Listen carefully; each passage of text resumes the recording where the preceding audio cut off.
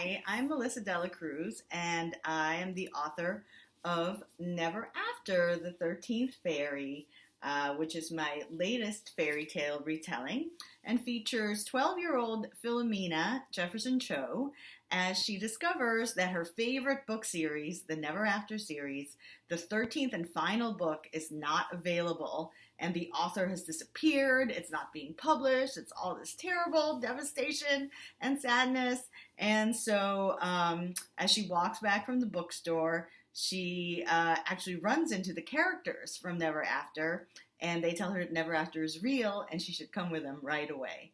So it's a retelling of the Sleeping Beauty story, but in my research I discovered that the story of Sleeping Beauty doesn't end with Sleeping Beauty waking up from true love's kiss and living happily ever after. There's actually an ogre queen and murder and bloodshed and the prince being framed for Sleeping Beauty's murder.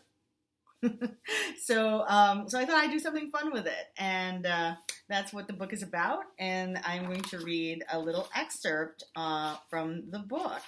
This is from the prologue, which is called The Invitation. Once upon a time, in the days of old, 11 fairies gathered at court before a child to hold. Only 11, for the 12th was dead, and the 13th was missing. An invitation for every living fairy, except the 13th, had previously been sealed, sent, and delivered, a formal request to comfort and bless the new sweet-born princess. Now all of Never After had come to Westphalia to celebrate this long-awaited day. Creatures old and new, of every height and hue, from towering dragons, their armored scales glittering golden green, to warty goblins and rambunctious dwarves. There were garden gnomes seated on toadstools, and tiny pixies fluttering their dragonfly wings, slender forest sprites and weathered crones. There were merchants and farmhands, milkmaids and page boys. There were grand dukes and great ladies, and too many onlookers to count. For a collective breath had been held in the kingdom for countless nights, countless souls wishing upon countless stars for the overall health of every perfect petite finger and toe. And now it was time to exhale. A new princess, the precious future of the kingdom. On the day of the christening, handsome King Vladimir and beautiful Queen Olga sat atop their thrones, gleaming, smiles upon their lips, brilliant white teeth shining and blinding. A dazzling display of both pride and prize as they hosted a fete of impressive size. It was almost like magic, as if with a snap of the fingers it had happened at long last. Voila, a baby. All that once was now forgotten. A fresh new present, dreamy and vast, devoid of the unfortunate past. And yet, there was motive behind each mirror. What was that? A maniac. I always have trouble with this word. A maniacal laugh sounded in the distance if you listen closely enough. But none could hear it, because none would hear it. The babe, Princess Liliana, had been longed for. That she was desperately wanted was the understatement of the century. The king and queen had been in the throes of despair, hoping and waiting for this baby girl. She was the stuff of dreams delivered. Princess Eliana was safe and warm, swaddled in cotton fluff, wishes and moon dust. She'd received a kind glance from every assembled guest, and each passing moment was its own tiny and fleeting miracle.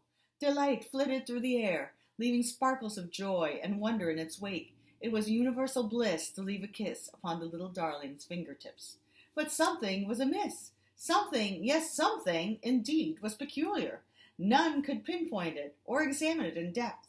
No one wanted to look through the thin lace veil, a superb glamour to distract and divert.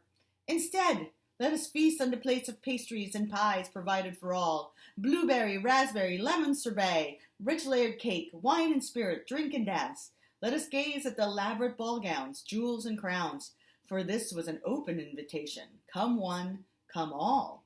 Come all, except one. The members of the court chattered among themselves, trading rumor and speculation, whispered into various pointy and curious ears. Questions laced with a hint of dread and agitation. Where is Carabosse? Where is the 13th Fairy? What of her blessing? The court murmured and fretted and frazzled. Carabosse, The 13th and most powerful fairy in all of Never After was nowhere to be found.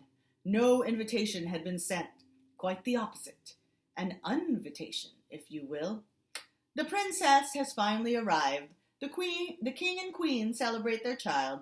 However, your presence is not required. It is unwanted, unwelcome, and undesired. Stay away, Carabosse. Harps and flutes played melodies of lullabies for the royal babe with rosy cheeks and bright copper eyes.